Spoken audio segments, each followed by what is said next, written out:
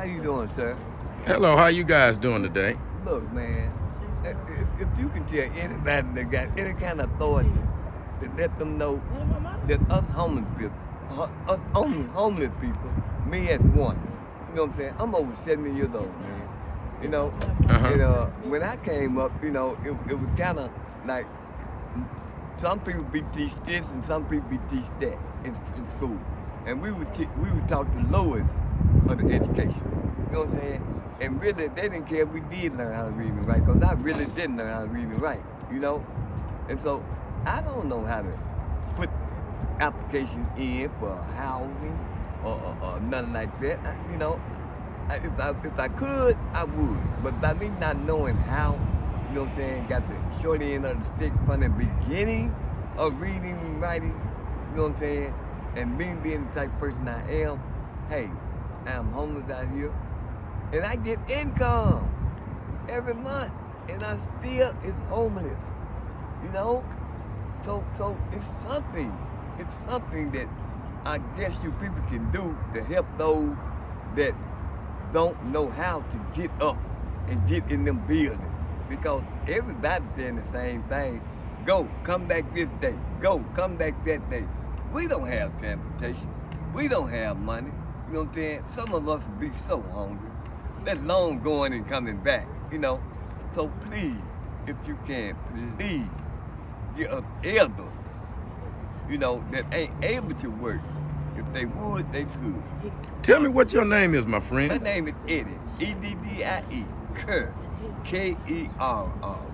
Kid Eddie, how did you get in this position to be homeless down here? Well, the way I got in this position is I was staying in the duplex, and I had a stroke. And I went to the hospital, and I was paralyzed from the neck down. And I stayed in the hospital about 2-3 years. So when I came back out, the lock had been changed, my furniture had disappeared, you know, everything just done changed. And I can't do nothing about it. If I can, I don't know how, I don't know what. So it's just like they legally can take my house, you know, and I was on fixed income on housing. You know, I was paying my rent and everything.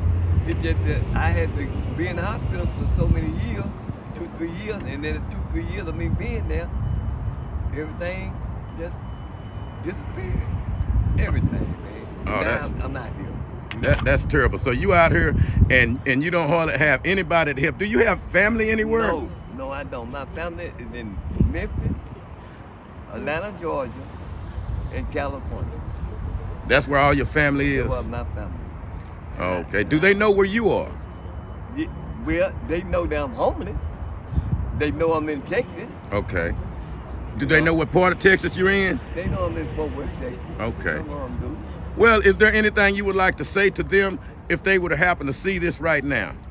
Tell them that no matter what, I've heard people say that yes, he's an addict, but I am blood kin, and I won't give up on him. I just wouldn't have 2 bedrooms. I can only sleep in one, and the other one is just vacant. On the strength that I want to be alone. That's the only strength. Not worrying about the man being homeless, being hungry, being snowed on, rain on. You know, the situation should be bigger than that. You know, it should be bigger than that. You should care about a person more than just being in the house by yourself when you have got faith for him to lay his head. Yes, sir. Yes, sir. So what would you like to say to people out there so they can raise awareness about what's going on with homeless people? I said this here. When you get homeless and you have nowhere to go, you're hungry, hey, all I can say is keep God in mind, or you're going to go crazy like most of them have done. Went crazy. Yes, sir. You seem like you're a spiritual man, sir. Yes, my mother was very, very religious. Well, that's... And she's gone now. Bless her soul. And it's just that, hey, I'm out here, I'm all alone. You're all alone. And Well, we're gonna do whatever we can to help you, and I'm gonna make sure that my listeners hear what's going on and talk to their congressmen, their city council to try to get. Please do. We have to do this because these living conditions, no one should be forced to have to live like this. Right. Yes, sir. We're gonna And do. we let people cross our border, giving them jobs and homes and such kind of play toward them having things and having a place to stay. When we stay in this country, they got a place to stay and home. Yes. Yeah, We stay in this country and they got a place to stay and home. You know. Yeah. So it go on and on and on. Yeah. Yeah. Go How you doing, young lady? I'm Wait, doing fine. what's your name? Marian Baptist. How you doing, Marion? I'm doing fine. Tell me, where are you actually from, and how did you become homeless? Oh, I went to judgment. To jail, and I lost my apartment, and I went to jail, and I become homeless, and I live there. And there's a lot of rain, and I couldn't get shelter. They don't give us government papers yet. So the resources that's available here is not really adequate. They're not. They don't let us No. enter in. Y'all get in there together so we can hear So everybody. we don't have no scan card or IDs. Slide in a They little. want you Yeah. to admit to the way to get your Get government an papers, ID. yes, to be able to sign in. Okay, let me ask you. Enough- Go ahead, You man. have to have enough to make a whole package of adapting to community and back right of community planning. Okay.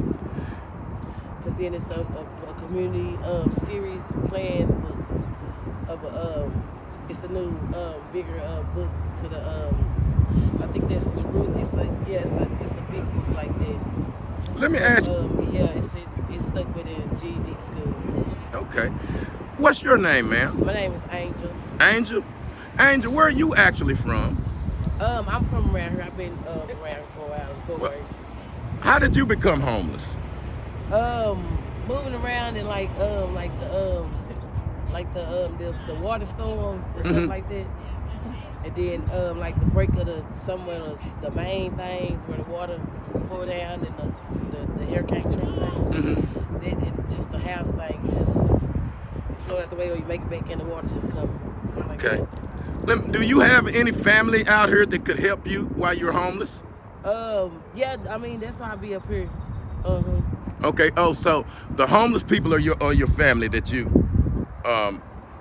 Yeah, be around. Of how I had to change some stuff around with my granny and them. Okay. Whatever, yeah. So are you in touch with your granny and your other family? Yeah, it's just I don't know if they understand like the way of like you alter the stuff where this is like someone like your mind. It's not destroyed, so it's like little time with old people.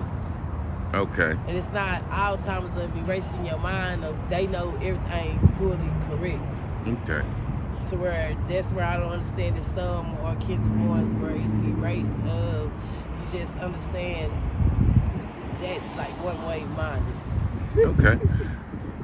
And you were telling me earlier some problems that's going on down here with the homeless people. What could be done better down here to help this problem?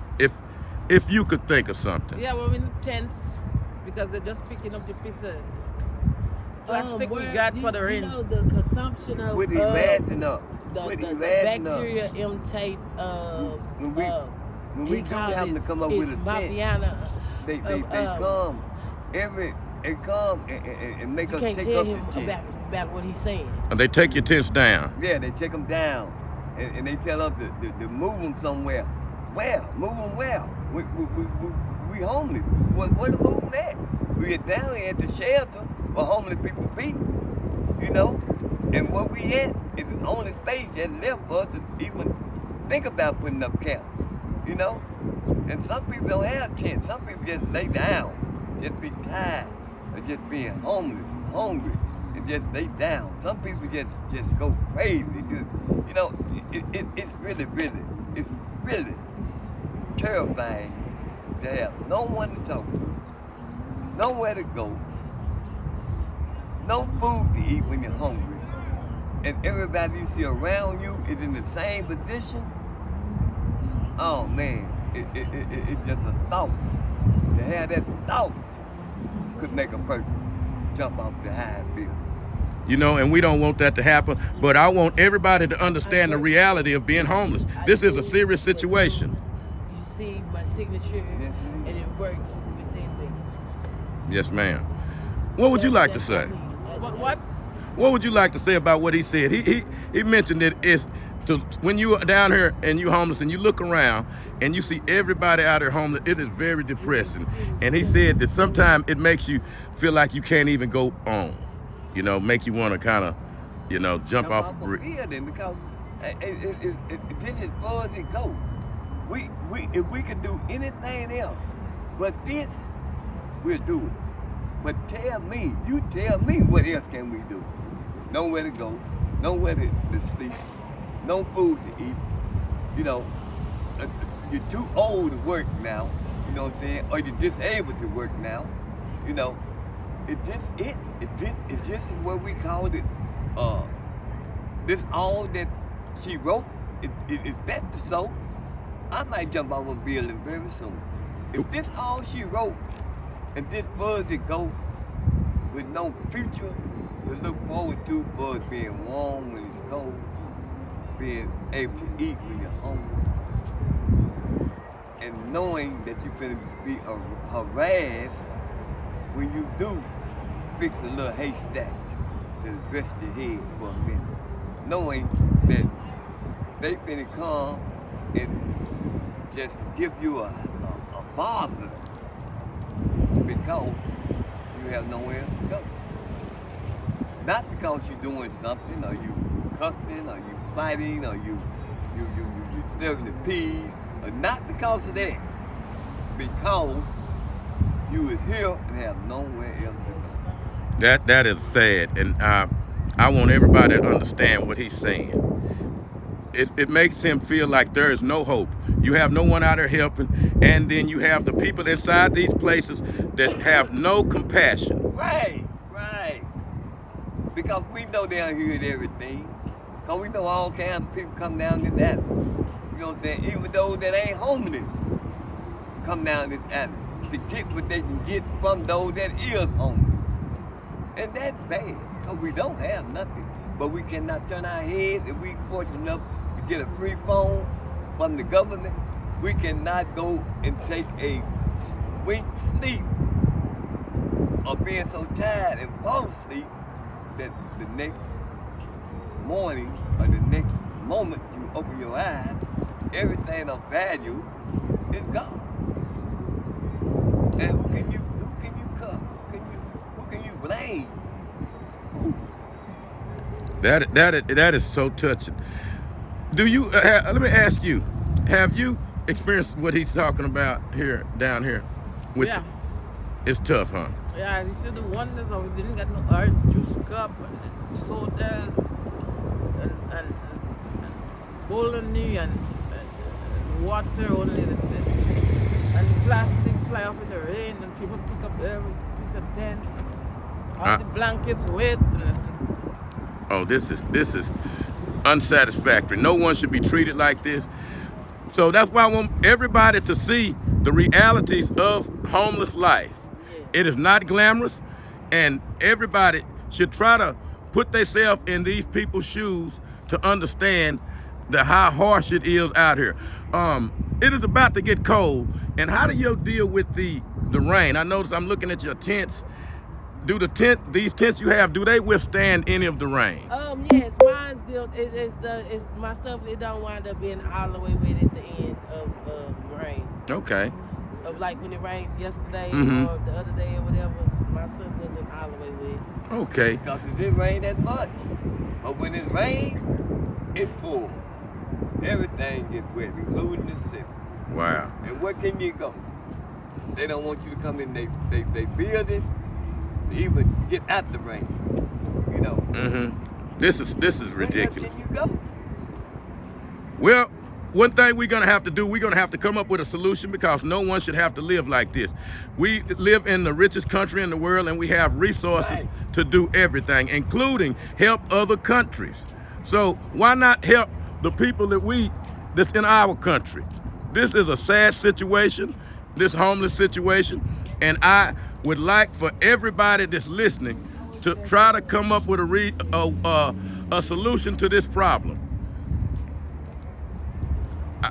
Thank y'all for talking to me, and I want to make sure that everybody continues to fight for the homeless. Now, one last thing, and I always ask, and I'm gonna ask y'all one at a time because my listeners, when they see one of the videos and they notice someone in the video, whenever they see them, they stop and provide assistance. So tell me one by one, where will you normally be at in case some Samaritans be out here and looking to provide some assistance? In the assistance, we be like at the True Word and just at the buildings where we're turning to like the first and fifth bed of the it's the pedestrian thing in the Alpha Lancaster. Making new sites where like in under the bridges of the ledge of the darks and the night of the midnights and moons of the bridge and all that stuff. So where you just report back in so you won't be lost. Okay. And just push the buttons. Okay.